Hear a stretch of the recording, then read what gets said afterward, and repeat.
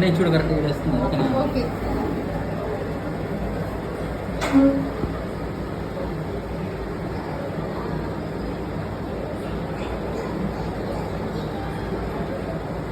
నాకు భయం వేస్తుంది. అయిపోయింది అయిపోయింది.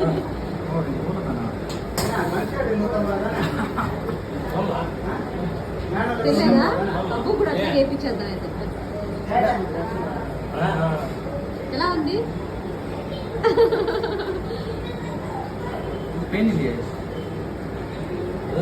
వాళ్ళకి లాభం